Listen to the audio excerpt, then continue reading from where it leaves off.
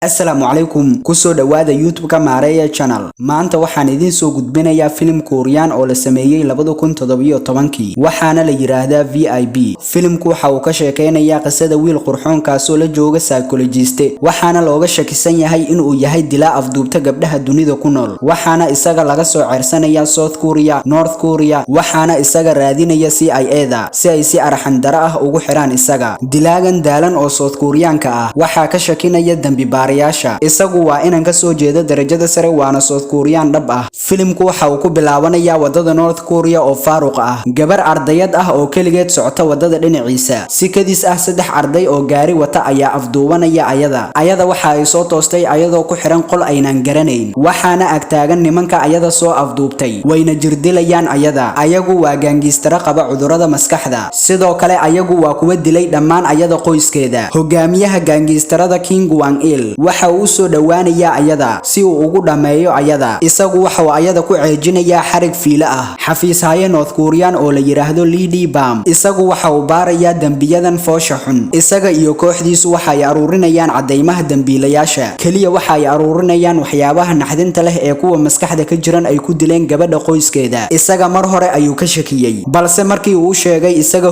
hogaamiyihiisa waxa uu ku amray inuu iska baxo. Waxa ay u muuqataa in hogaamiyuhu uu wax un qarinayo. Isaga xitaa hadalkiisa waxba lagama soo qaadin. Waxa uuna aaday meel kale. 3 sano kadib, South Korea gudaheeda, booliisku waxay heleen gabar dhimatay jirkeeda oo ku yaalo calaamado jirdil ah. Dilal isla sidan ah ayaa marar badan ka dhacay gudaha South Korea, balse booliisku wali ma aysan helin dilayaasha dhabta ah. Tani waxa ay sababtay inuu walwal galo kheyraadka dalka. Sidoo kale tani waxa ay booliisku ku riixday inay raadiyaan dilaaga. Hogaamiye dambi baare Chaidu waxa uu kooxdiisu u sheegay inay baaritaan ku sameeyaan DNA uu ka soo helay gudaha jirka qof dhibane ah oo uu mar hore ka shakiyay isaga. Dhanka kale sirdoonka qaranka ama loo soo gaabiyo NIS waxa ay ka doodayaan kiiskan. Ayaga mar hore ayay aqoonsadeen dilaaga sababtoo ah waxay halkan keeneen nin ka soo jeeda North Korea 2 sano ka hor. Ayagu waxay isaga ugu yeereen VIP-da. Natiijada DNA-ga waxa ay noqonaysaa kuwa isku mid ah. Jae iyo kooxdiisu waxa ay duulaan ku soo qaadeen Kim halka uu ku gabanayo, balse markii ayagu ay yimaadeen sidoo kale waxa halka yimid wakiilo ka socda NIS waxayna ayagu xitaa isku dayayaan inay kaxeeyaan isaga. Jae isaga iyo kooxdii ayaa soo xiray Kim. Sidaa daraadeed kooxdii NIS dib ay u laabatay. Markii ay sidan arkeen, mid ka mid ah hogaamiyaha NIS waa uu ka argagaxay. Waxa uuna sida ugu dhaqsiyaha badan abukaato ugu diray Kim Kwang-il. Markii ay ku jireen gudaha qolka wareysiga, isaga abukaatihiisa waxa uu siiyay warqado. Markii la weydiiyay waxa ku saabsan natiijada DNA-ga, Kim waxa uu sheegay in isaga iyo dhibanaha ay wada leeyihiin beer ay xiiseeyaan. Beerta waxa ka baxa qajaarka iyo eggplantiska. Isla waqtiga Jae waxa uu hubsaday in isaga uu yahay dilaaga sababtoo ah Kim wali waxba kama uusan sheegin waxa ku saabsan eggplantiska. Intaa kadib Jae kooxdiisa waxa ay soo aruuriyeen CCTV-ga iyo dhammaan kaamirooyinka ku xiran magaalada oo idil si ay u xaqiijiyaan in Kim uu arintan bari ka ahaa. Kadib saacado badan oo lagu hubinayo fiidiyowga, ayagu waxay heleen cadeyn kaasoo muujinaya in Kim uu yahay dambiile. Dhanka kale qof ayaa jirdilaya gaangistarada oo Kim ka tirsan yahay. Kadib markii uu dilay mid ka mid ah ayuu kan kale ku sii dhexdeeyay wadada dhexdeeda. NIST ayaa heshay isaga waxayna sida ugu dhaqsiyaha badan ugu kaxeeyeen xaruntooda. Ayagu waxay heshiis la galeen madaxda booliiska. Ayaga waxay dusha ka saari doonaan ninkaas inuu mas'uul ka yahay dhammaan kiisaska dilka, balse ayaga waxay doonayaan in loo soo daayo Kim isagoo u arkayay tani inay tahay xal guul ah kaasoo lagu soo afjari karo kiisaska dilka. Isaga waxa uu aqbalay balanqaadka. NIST waxay Jae u keenaysaa mid ka mid ah gaangistarada Kim, balse isaga kama aqbalayo arinta. Isaga waxa uu la hadlayaa madaxda booliiska waxa uuna isaga ku amrayaa inuu sii fasaxo Kim. Arinkani waxay farxad gelinaysaa NIS waxayna ayagu soo afjari karaan kiisaska dilka maadaama sidoo kale ay heleen DNA-ga ku jiro gudaha ninkaasi dhibanaha ah. Isaga waxa uu kiciyay oo uu ka xanaajiyay